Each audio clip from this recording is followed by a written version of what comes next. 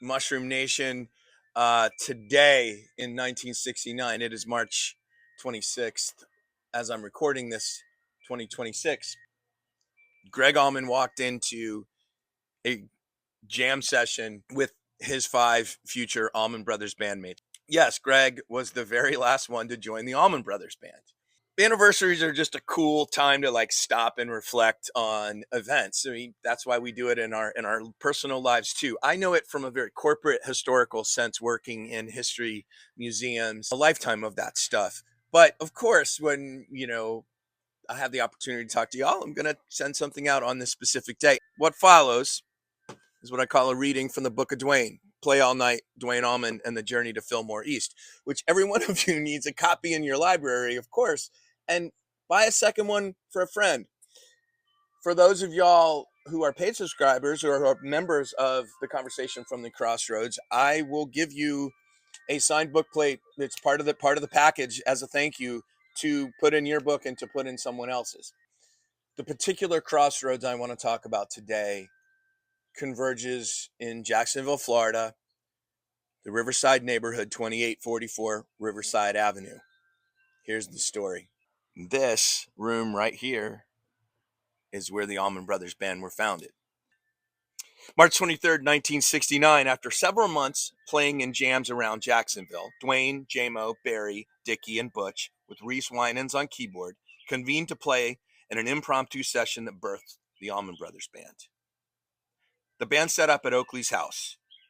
We whipped into a little jam, Dwayne said, and the jam lasted 2.5 hours.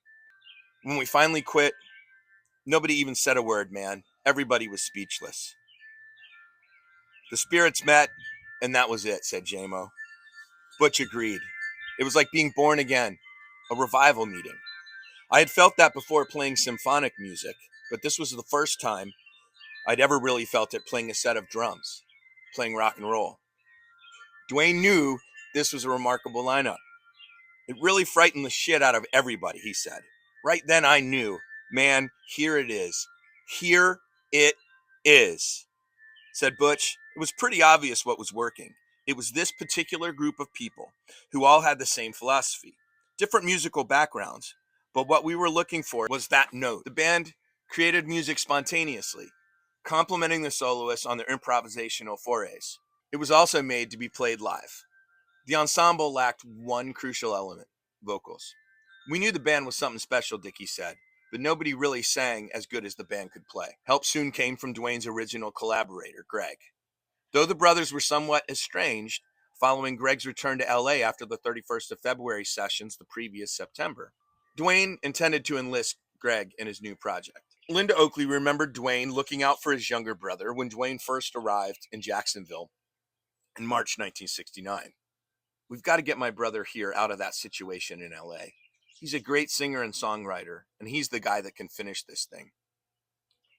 J-Mo said, there was never a doubt Gregg would be the singer. After the jam session, March 23rd, Dwayne called Gregg in California. We got it shaking down here. All we need is you. The cats love to play.